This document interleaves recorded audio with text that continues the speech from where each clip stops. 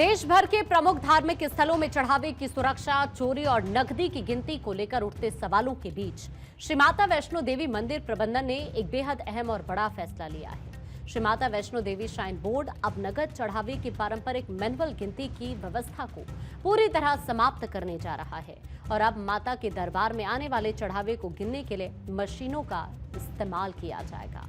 दिखाते हैं आपको एक रिपोर्ट।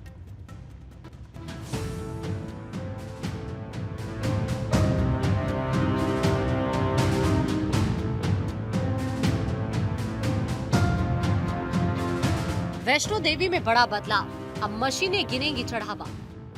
खत्म होगी मैनुअल काउंटिंग, मशीनों की होगी एंट्री। पारदर्शिता को लेकर फैसला, भरोसा और बढ़ेगा। वैष्णो देवी धाम की शक्ति, भक्तों की अटूट भक्ति। जहां भक्ति का सैलाब बहता है, जहां भक्तों की कतार हर तरफ दिखाई देती है, जो मनोकामना पूर्ण करने का धाम है, उसी मां वैष्णो देवी मंदिर में अब चढ़ावे को लेकर बड़ा फैसला लिया गया है।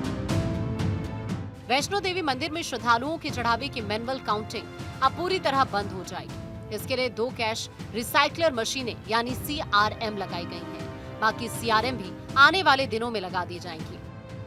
राम मंदिर कथित चढ़ावा चोरी मामला आने के बाद से मंदिरों में चढ़ावे की गिनती को लेकर लगातार सवाल उठ रहे थे। ऐसे में वैष्णो देवी मंदिर की ये व्यवस्था हर उस शख्स को जवाब है जिसने राम मंदिर चढ़ावा चोरी के नाम पर जमकर सियासत की है।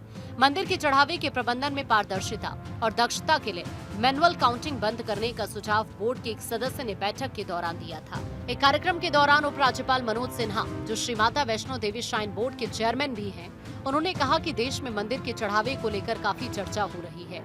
बोर्ड के एक सम्मानित सदस्य ने बैठक में सुझाव दिया था कि मैनुअल काउंटिंग की प्रक्रिया बंद कर दी जानी चाहिए। इसीलिए वहां 2 कैश रिसाइकलर मशीनें लगाई गई हैं और बाकी CRM 15 दिनों में लगा दी जाएंगी। हमारे श्री माता वैष्णो देवी श्राइन बोर्ड एक सम्मानित सदस्य ने पिछली बैठक में कहा कि साहब ये गिनने वाला काम बंद कर देना चाहिए। तो रिवर्स ATM वहाँ 2 लग गया है, जो 8 है वो भी 15 दिन में लग जाएगा।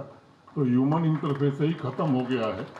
अब उसमें जो रद्दी नोट होगा वही नहीं गिना जाएगा, बाकी सब बैंक ले जाएगा। किसी श्राइन बोर्ड के कर्मचारी या बैंक के कर्मचारी से उसका लेना देना नहीं होगा। तो मुझे लगता है कि ये व्यवस्था हमें देश में करनी होगी। इस नई व्यवस्था के लागू होने के बाद माता वैष्णो देवी भवन में चढ़ावे की गिनती पहले के मुकाबले ज्यादा आधुनिक और व्यवस्थित तरीके से की जाएगी। यानी अब कर्मचारियों को घंटों बैठकर एक-एक नोट हाथ से गिनने की जरूरत नहीं पड़ेगी। नई मशीनों की मदद से नकदी की गिनती ज्यादा व्यवस्थित तरीके से होगी और पूरी प्रक्रिया को बेहतर तरीके से मैनेज किया जा सकेगा। अब तक माता वैष्णो देवी भवन में आने वाले नकद चढ़ावे की गिनती हाथ से यानी मैनुअल तरीके से की जाती थी। इसके लिए पुजारी एक खास कमरे में बैठकर नोटों की गिनती करते थे। पूरी प्रक्रिया पर CCTV कैमरों से नजर रखी जाती थी। इस कमरे को लेकर भी सुरक्षा के पुख्ता इंतजाम थे। कमरे की चारों तरफ की दीवारें शीशे की थी ताकि बाहर खड़े कर्मचारी अंदर चल रही गिनती को आसानी से देख पाएं। यानी अंदर क्या हो रहा है, इस पर बाहर से भी लगातार नजर रहती थी। इसके अलावा गिनती पूरे होने तक कमरे को बाहर से बंद रखा जाता था। मतलब चढ़ावा कमरे के अंदर पहुंचने से लेकर उसकी गिनती पूरी होने तक पूरी प्रक्रिया निगरानी और सुरक्षा के बीच होती थी। अब तक माता वैष्णो देवी भवन में श्रद्धालुओं के चढ़ाए जाने वाले नकद चढ़ावे की गिनती के लिए श्राइन बोर्ड के कर्मचारियों और कई बैंकों के अधिकारियों की मौजूदगी में लंबी प्रक्रिया चलती थी। नया सिस्टम पूरी तरह से लागू होने के बाद नोटों की गिनती 100% ऑटोमेटिक मोड से होगी। बोर्ड कर्मचारियों और बैंक अधिकारियों की गिनती की प्रक्रिया में कोई सीधी भूमिका नहीं रहेगी। सामान्य दिनों में माता के दरबार में करीब 30 से 40 हजार भक्त आते हैं।